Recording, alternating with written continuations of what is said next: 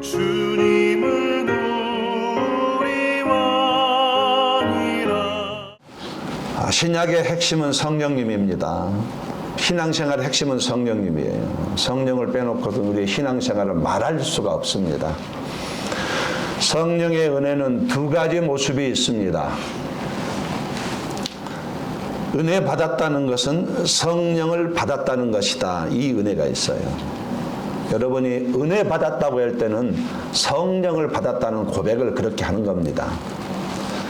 믿지 않는 사람이 처음 예수를 믿고 나 은혜 받았습니다 라고 말한다면 이것은 성령을 받았다는 고백인 것이에요. 그가 직접 그렇게 고백은 하지 않지만 성령을 받았다는 고백인 것이에요. 예수를 모르는 사람이 십자가를 믿고 예수 그리스도를 영접하면 성령님이 그 안에 들어오시거든요. 이것을 성령을 받았다. 예수를 처음 믿는, 예수님을 모르다가 예수님을 믿는 사람이 교회 와서 뭔가 은혜가 됐어요. 뭔가 감동이 있어가지고 나 은혜 받았습니다 말할 때는 그 말은 나는 오늘 성령을 받았습니다. 이 고백이라는 얘기예요. 그리고 또 한 가지는 예수를 믿고 있는 사람이, 저와 여러분을 말하는 거예요. 예수를 믿고 있는 사람이 오늘 말씀을 통해서 아니면 예배를 통해서 나가면서 저에게 은혜 받았다라고 말할 때는 이때는 여러분이 성령의 감동을 받았다는 것을 말하는 거예요. 이미 믿은 사람이 말씀을 통해서 들려오는 성령의 음성에 순종하면, 여러분이 순종해서 예배를 드리는 거잖아요. 순종하면 성령의 감동은 자동적으로 받게 돼 있어요. 기록된 말씀을 통해서 들려오는 성령의 음성에서 순종해서 예배하거나 기도하거나 섬기거나 사랑하거나 용서하게 되면, 말씀을 통해 들려오는 성령의 음성에 순종하게 되면 성령께서 감동을 주십니다. 우리는 이것을 성령 충만이라고 말하고 성령이 역사하셨다고 말하는 것입니다. 이것을 우리가 성령의 감동을 받았다고 말하는 거예요. 오늘 예배 시간에 성령의 감동이 있으시기를 예수 이름으로 권면드리겠습니다. 예. 처음 믿을 때에, 예수를 모르는 사람이 다시 정리합니다. 처음 믿을 때에 은혜가 있었다. 이것은 성령을 받았다는 것이에요. 그러나 그 이후에 예수를 믿은 사람이 그 이후에 신앙생활을 하면서 은혜를 받으면 그때는 성령의 감동을 받았다라는 것을 말하는 것입니다. 성령님은 한 번 우리 안에 오시지만 성령님은 계속 감동을 주시게 되어 있어요. 먼저 성령을 받아야 하고 그 후로는 성령의 감동을 받습니다. 성령을 받으면 삶이 달라지게 돼, 사람이 달라지게 돼 있어요. 이게 정상적인 것이에요. 성령의 감동을 받으면 삶이 달라지게 돼 있습니다. 이유는 왜 그러냐면 내 안에 계신 성령께서 움직이시기 때문에, 역사하시기 때문에 그러는 거예요. 먼저 생각이 달라집니다. 이전에는 하나님이 멀게 느껴졌는데 이제는 하나님이 살아계신 분으로 느껴져요. 할렐루야. 하나님의 살아계신 분으로 정말 느껴져요. 믿어집니다. 이것은 다 성령이 내 안에 계시기 때문에 이것이 가능한 거예요. 또 예수님을 주님이라고 고백합니다. 예수님이 나의 구주, 나의 주님, 내 삶의 이유가 되시는 분, 이렇게 고백이 가능해요. 이것은 내 안에 성령이 계신 사람에게만 이렇게 고백이 나오는 거예요. 또 죄를 깨닫고 죄를 미워하게 됩니다. 예전에는 그냥 죄를 즐기며 살았었는데 이제는 죄를 지면 정말 죄송해요. 내가 이렇게 살아야 되는가? 내가 꼭 이렇게 죄를 짓고 꼭 가야 되겠는가? 성령을 받으면, 성령이 내 안에 있으면 죄에 대해서 민감해집니다. 그래서 하나님 앞에서 하루라도 깨끗이 살아보려고 몸부림치는 모습이 분명히 있어요. 이것은 다 내 안에 계신 성령께서 작동을 하니까 이런 현상이 일어나는 거예요. 또 말씀이 깨달아집니다.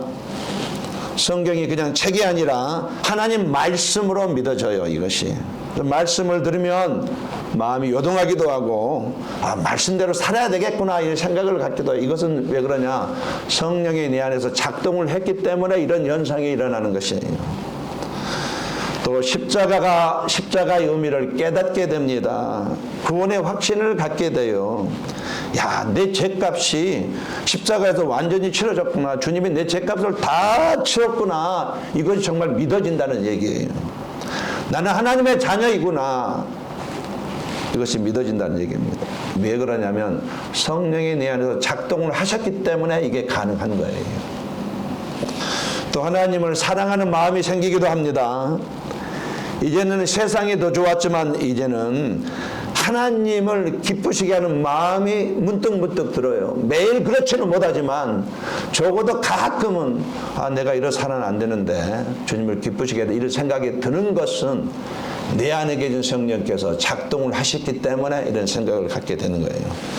성령이 내 안에 계시지 않는 절대로 이런 생각을 할 수가 없는 것입니다. 또 삶의 가치관이 달라집니다. 그전에는 돈을 밝혔어요. 돈 했어요. 돈이 최고처럼 생각했는데 가만히 보니까 그게 아니거든요. 돈이 기준이 아니고 이제는 하나님의 뜻이 나의 삶의 기준이 됩니다. 퍼펙트하지는 않지만 내가 너무 돈을 밝히는데 이러면 안 되는데 이런 생각을 갖게 되는 것은 내 안에 계신 성령께서 작동을 하셨기 때문에 그런 나는 모르겠지만 내 안에 계신 성령이 작동하셨기 때문에 이런 생각을 갖는 것이에요. 또 이 세상에 살면서 위기를 만나도 두려움이 줄어들고 담대함이 생깁니다. 인생의 날이 저물 때 언젠가는 우리 인생의 날이 반드시 저무는데 누구나 이 세상을 떠나야 하는데 그때는 영생으로 완전히 들어간 것을 알기 때문에 이 세상에서 좀 망해도 그렇게까지 두렵지는 않습니다. 이것은 왜 그러냐면 내 안에 계신 성령께서 두려움을 제거했기 때문에 그러는 것이에요. 또 성품이 변합니다. 예전은 참 꼬라지가 안 좋았는데 이제는 마음이 좀 좋아졌어요. 예전은 참 여러 번 말씀을 드리지만 입에서 나온 말이 그 사람 상태를 말한 겁니다. 거친 사람들이 있지 말이 거친 사람은 그 사람은 마음이 거칠다는 증거예요. 상처를 막 쏟아냈잖아요. 그 사람은 그 안에 상처가 꽉 찼다는 증거입니다. 자꾸 농담처럼 음란한 말들을 하잖아요. 그 사람은 음란하다는 증거예요. 마음이 그렇다는 얘기예요. 그런데 성령이 내 안에서 작동을 하면은요, 9가지 열매, 성품의 열매는 사랑과 희락과 화평과 오래 참음과 자비와 양성과 충성과 온유의 절제 이 성품을 나타내기 시작하는 거예요. 또 성령이 내 안에 계시면 전도에 대해서 집중적이지는 않겠지만 관심을 갖습니다. 야, 정동원 전도기간 그래도 좀 도움이 돼야지. 한번 찾아봐야 되겠다. 이런 생각을 갖는 것은 성령이 내 안에 계시기 때문에 이런 현상이 일어나는 것이에요. 이렇게 우리가 성령을 받게 되면 생각이 달라지고 마음도 달라지고 삶의 방향도 달라지는 것입니다. 한번 우리 안에 성령이 오시면 그 다음부터는 성령의 감동을 계속 받고 살아가게 되는 것이에요. 성령의 도우심이 있을 때에 우리 인생이 승리할 수 있는 것입니다. 그러므로 먼저 누구든지 성령을 먼저 받아야 돼요. 이미 여러분은 성령을 받으신 분이 한 번 더 체크하는 의미에서 설교를 준비했습니다. 이미 예배를 드리고 있다는 자체는 성령이 받은 사람이기 때문에 예배를 드리는 거예요. 아무리 세상 사람들한테 예배를 드리라고 해도 그 안에 성령이 없기 때문에 예배에 오지 않습니다. 예배를 드리지 못합니다. 여러분 안에 성령이 계신 것을 확신하시기를 예수님으로 권면드리겠습니다. 예. 자, 성령을 받는 조건이 무엇입니까? 오늘 본문 성령을 받는 것에 대해서 말하고 있습니다. 사도 바울이 에베소에 도착을 했을 때에 몇 명의 제자들을 만났습니다. 그들은 하나님을 믿는 사람들이었고 신앙적인 마음을 가진 사람들이었어요. 겉으로 보면 신앙생활을 하고 있는 사람들이었습니다. 그때 바울은 그들에게 아주 중요한 질문을 합니다. 너희가 믿을 때에 성령을 받았느냐? 예배드리고 있는 사람들, 교회에서 기도하고 있는 사람들, 신앙생활을 열심히 하고 있는 사람들에게 바울이 말하기를 너희가 믿을 때에 성령을 받았느냐? 구역예배도 드리고 순모임도 가지고 있는 그런 사람들에게 바울이 너희가 믿을 때에 성령을 받았느냐? 이 질문을 하는 거예요. 이 질문은 단순한 질문이 아닙니다. 신앙의 핵심을 묻는 질문이에요. 그때 그들은 이렇게 대답합니다. 2절 말씀에 우리는 성령이 계심도 듣지 못하였노라.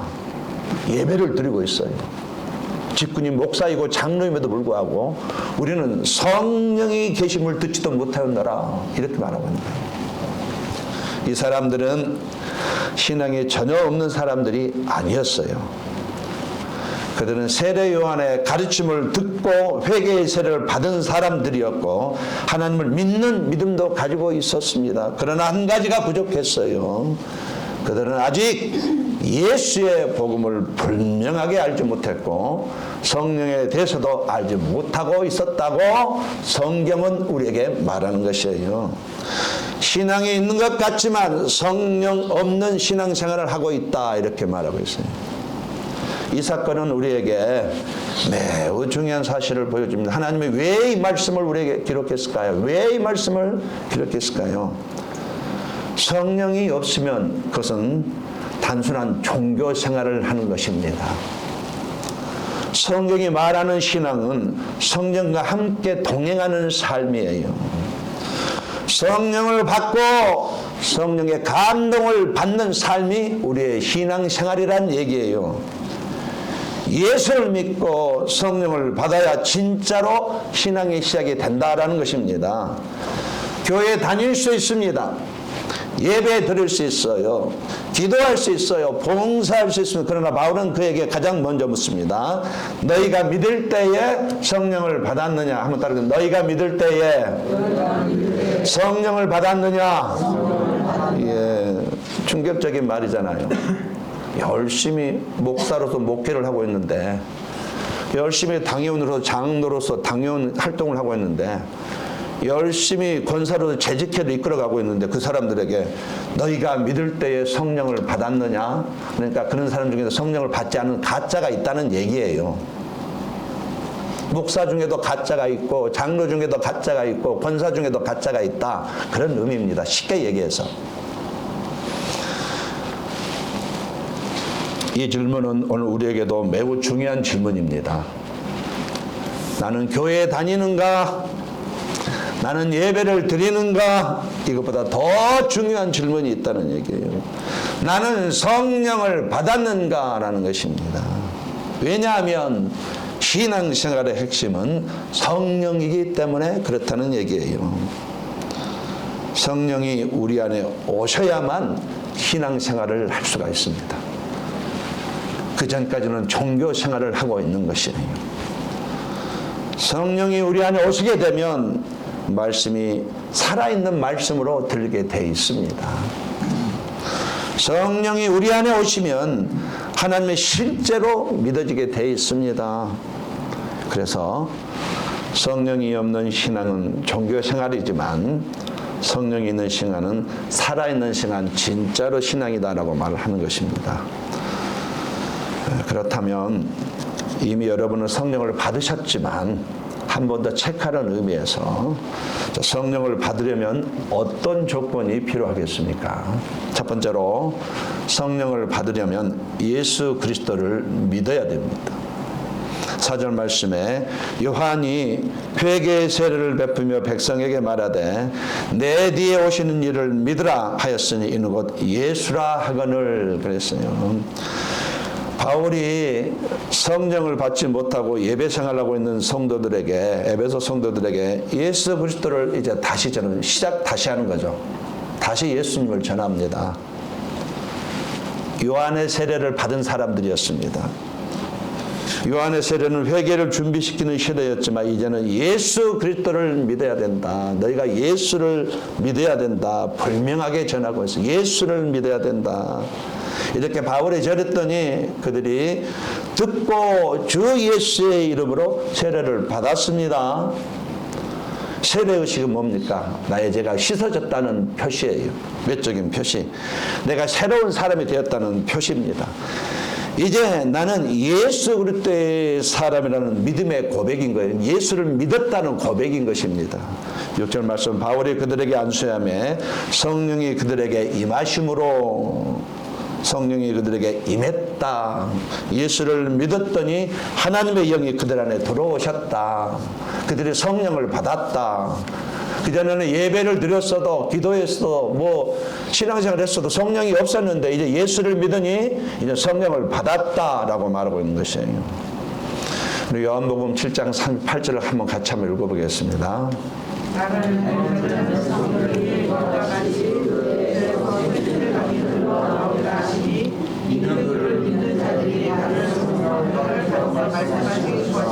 예, 예수를 우리가 믿는 순간에 내 죄가 용서함을 받고 하나님의 자녀가 됐고 성령을 받는다. 동시에 일어나는 사건입니다. 순서대로 일어나고 동시에 일어나는 사건입니다. 성령은 착한 사람이 받는 것이 아니, 열심히 사는 사람이 받는 것이 아닙니다. 딱 한 가지, 예수를 믿는 사람이 성령을 받는 것이에요. 사도행전 16장에 보면 바울과 실라가 복음을 전하다가 빌립보에서 감옥에 받쳐서 갇히게 되었습니다. 매를 맞고 발에는 쇠사슬이 묶인 채 깊은 감옥에 던져졌습니다. 바울과 실라는 이래도 원망하지 않고 한밤중에 하나님께 기도하고 찬송하기를 시작했다고 말합니다. 그때 갑자기 큰 지진이 일어났습니다. 그러니 갑자기 옥문이 자동으로 열리고 발에 착고가 자동으로 풀렸습니다. 이 모습을 본 간수가 놀래가지고 죄수들이 도망간 줄 알고 두려워 떨면서 바울에게 달려왔습니다. 선생이여, 내가 어떻게 해야 구원을 받으리까? 근데 바울이 아주 분명하게 말합니다. 예수를 믿어라, 이렇게 말해요. 어떻게 내가 구원을 받겠으면 예수를 믿어라. 간수는 그 말을 듣고 예수 그리스도를 믿게 되었고 그 자리에서 세례를 받았다고 성경이 말하고 있어요. 그리고 놀라운 변화가 일어났답니다.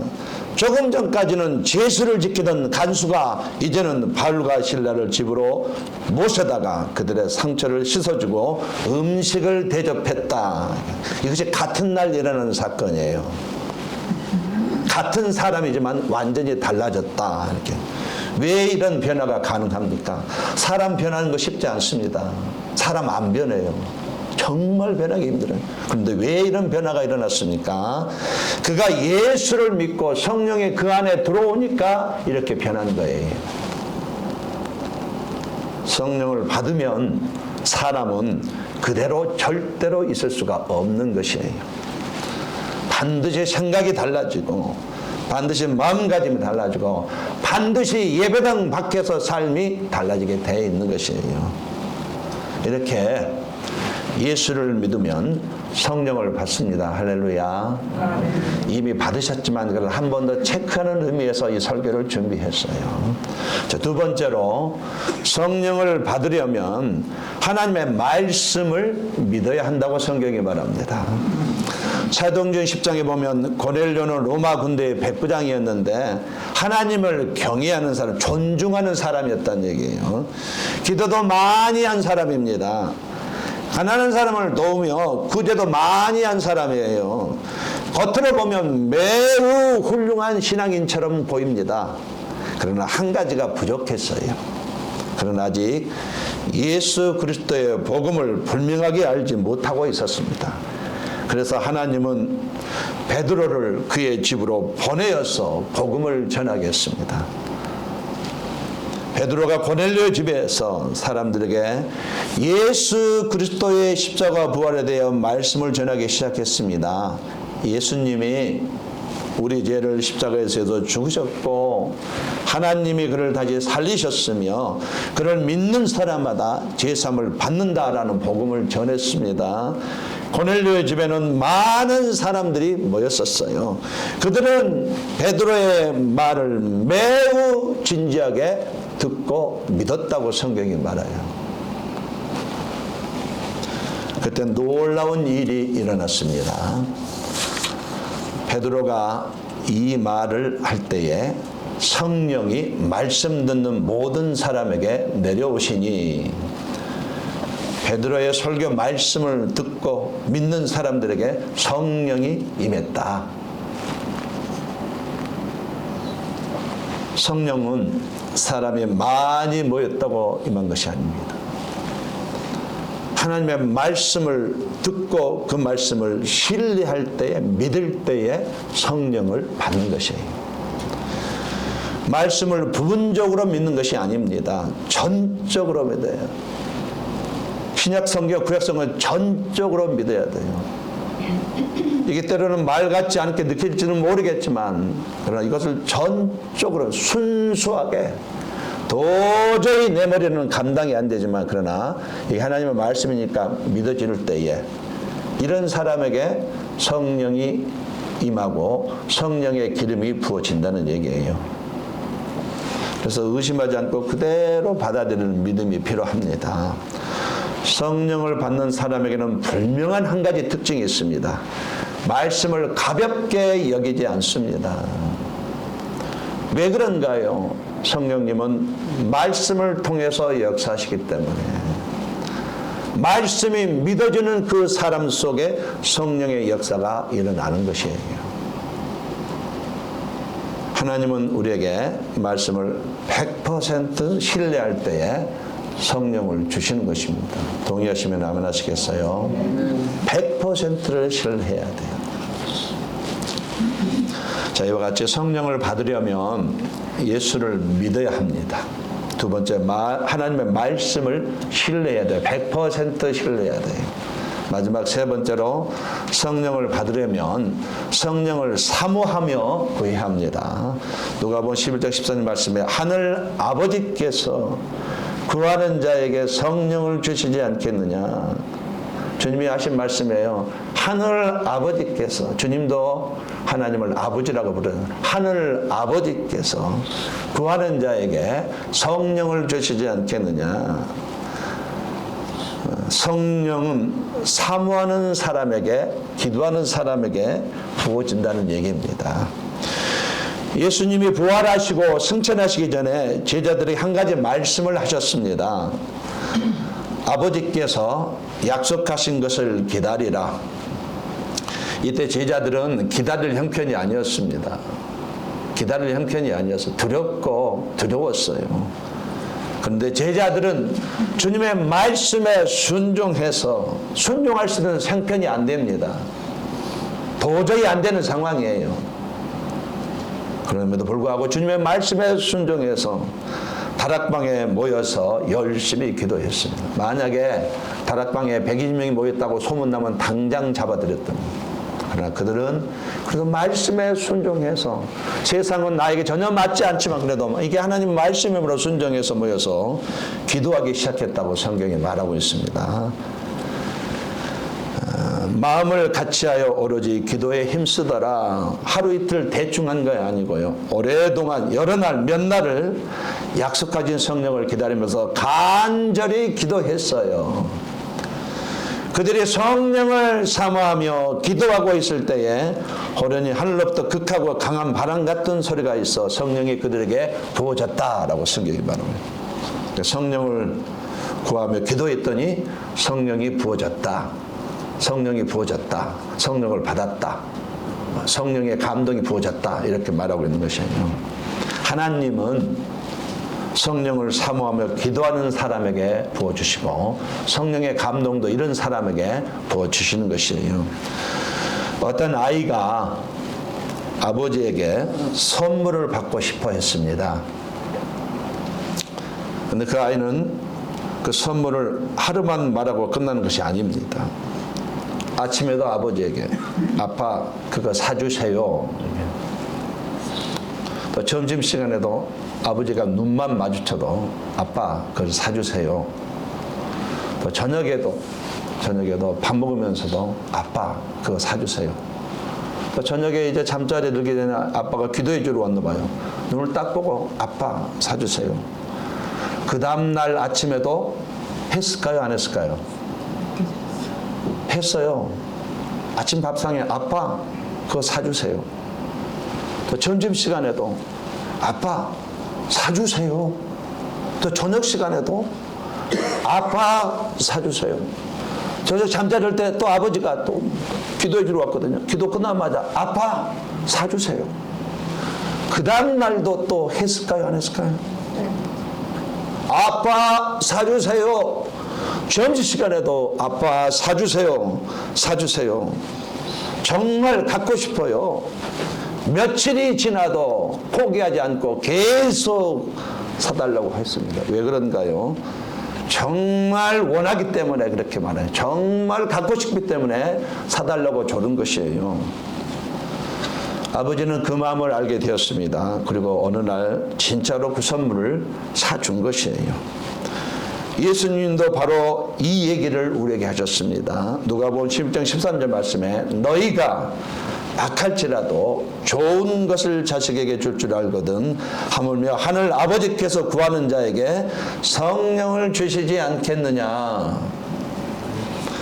하나님 아버지는 성령을 구하는 사람에게 성령 주시기를 기뻐하신다, 이런 표현입니다. 성령은 관심 없는 사람에게 절대로 임하지 않습니다.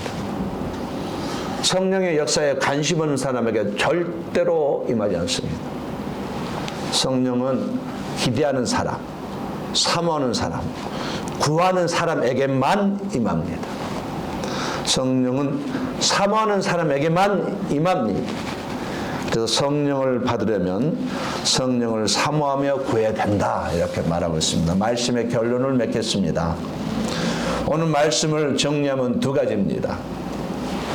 하나는 은혜 받았다는 것은 성령을 받았다는 뜻이다라는 뜻이에요. 처음으로 예수를 믿더니 은혜 받았다고 말한다면 이것은 그 사람이 성령을 받았다라는 것이라는 얘기예요. 사람의 마음의 문을 열어서 예수님을 영접하면 예수님은 성령으로 우리 안에 들어오셔서 우리 함께 동거동락합니다. 그래서 성령을 받으면 이때부터 나도 모르게 자연스럽게 조금씩 삶이 달라지기 시작해요. 생각이 달라지고 가치관이 달라집니다. 죄를 미워하게 되고 하나님을 사랑하게 됩니다. 말씀이 처음에는 어렵지만 그래도 가끔씩은 깨달아지다가 점점 깨달아진 횟수가 많습니다. 하나님과 가까이 살고 싶은 마음이 생기기도 합니다. 왜 그런가요? 이유는 딱 한 가지, 나는 모르겠지만 내 안에 계신 성령께서 작동을 하시기 때문에 이런 현상이 일어나는 것이에요. 또 한 가지는 이미 예수를 믿은 성도가 은혜 받았다고 말하는, 오늘 이렇게 예배를 마치고 돌아가면서 오늘 은혜 받았다고 말한다는 것은 그것은 무슨 의미냐면 나는 오늘 성령의 감동을 받았다는 것을 말하는 거예요. 이미 예수를 믿은 사람이, 이미 성령이 내주한 사람이 예배 시간을 통해서 아니면 교제를 통해서 나는 은혜 받았다. 야, 나 그 청년 간증에 정말 은혜 받았다. 야, 기가 막히게 어떻게 그렇게 큐티를 할 수 있느냐. 정말 은혜 받았다 하면은 그것은 성령의 감동을 받았다는 뜻이에요. 성령님은 지금도 하나님 말씀을 통해서 우리 마음에 음성을 들려주십니다. 말씀을 통해서 들려오는 성령의 음성에 순종하면은 그때 성령의 감동이 내게 부어집니다. 말씀을 통해서 하나님이 어느 날 내게 생각은 너 예배 제대로 드려라. 너 기도 생활 다시 해라. 너 전도해라. 너 용서해라. 너 사랑해라. 이렇게 생각이 들려지면은 이것에 순종할 때에 성령이 그 다음에 감동을 준다는 거예요. 순서가 그렇다는 얘기예요. 반대로 성령의 음성을 거절하게 되면 평생 예배드려도요 감동이 없습니다. 평생 예배도 감동, 이건 분명한 사실이에요. 성령의 감동 속에서 우리가 신앙생활 할 때에 진짜 그리스도인답게 살 수 있는 것입니다. 성령의 감동을 날마다 받으시기를 예수님으로 간절히 축원합니다. 같은 교회를 다녀도 차이가 분명히 있습니다. 분명히 있어요. 같은 교회를 다녀도. 어느 교회에 두 사람이 있었습니다. 두 사람 모두 교회를 오래 다닌 성도였어요. 한 사람은 항상 기쁨이 있습니다.